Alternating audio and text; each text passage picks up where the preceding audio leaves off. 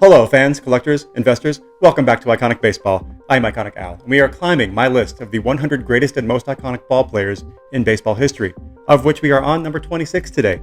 We are in rarefied air.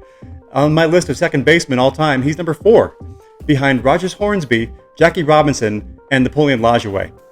He was a standout defender at second base. He was a blazing fast base runner with his 741 stolen bases. He hit .333 for a career, was the 6th member of the 3,000 hit club. He amassed 124 WAR, and he was a 4-time World Series champion. This guy did it all, yet he doesn't seem to get the credit for doing all the things he did. He was on the 1919 Black Sox team, however, was never associated nor accused of being involved in the scandal. I am talking, of course, about the great Eddie Collins. Take me out to the ball game.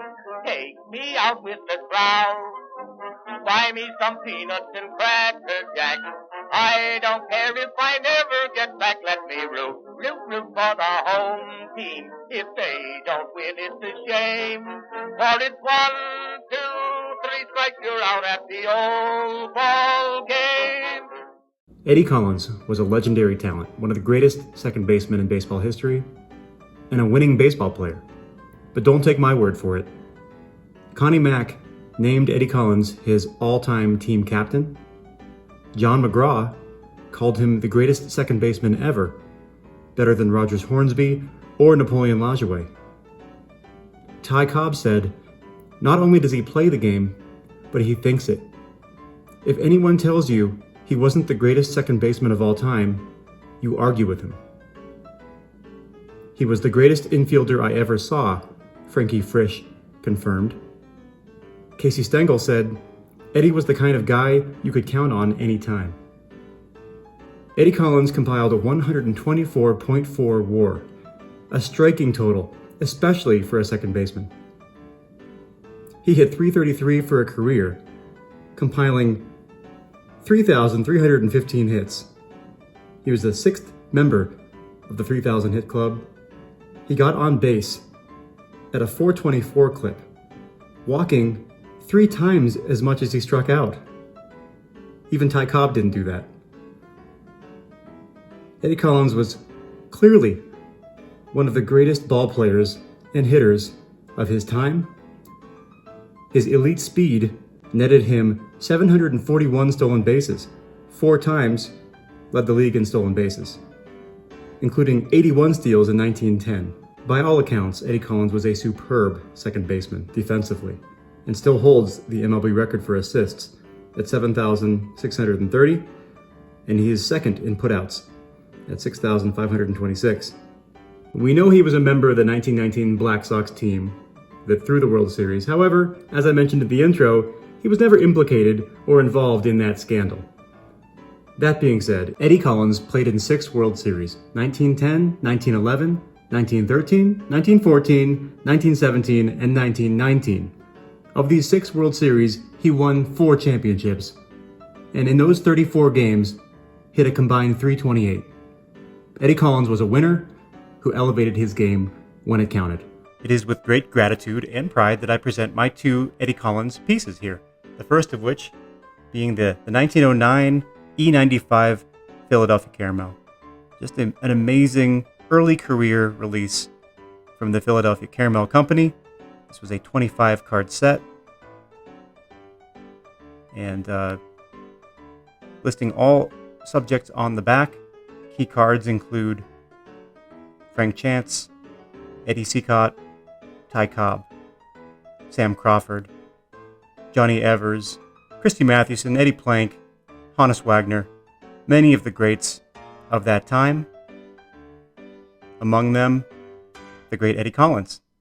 I love the portrait shot, that deep red color. The centering on this card is superb. One of the reasons I ended up picking this card up.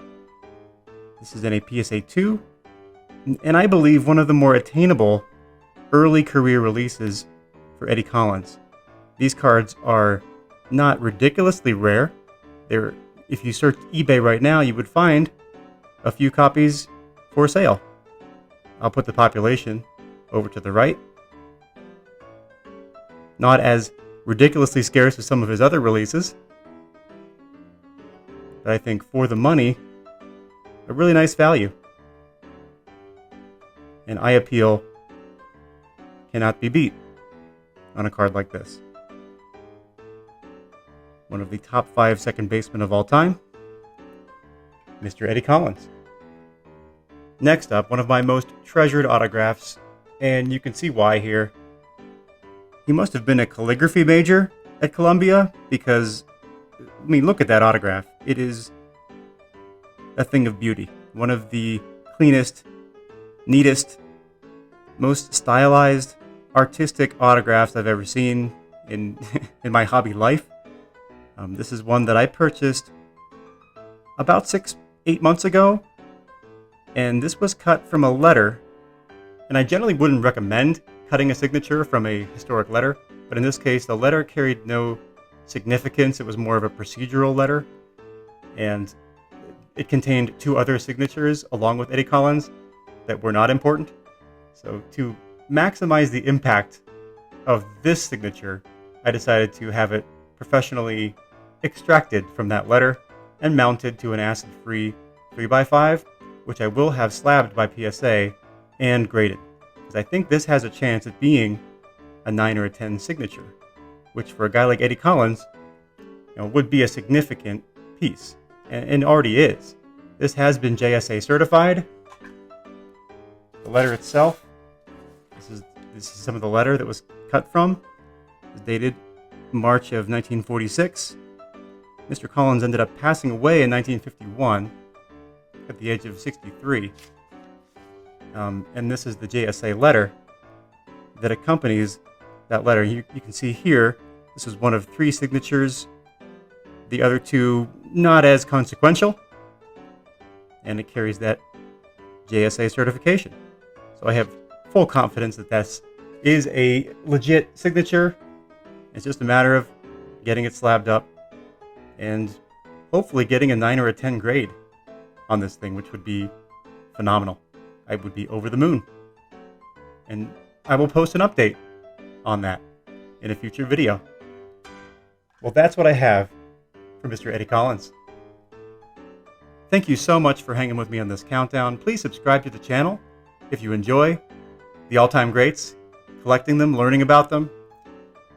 And I can't wait to crack into the top 25 starting next week.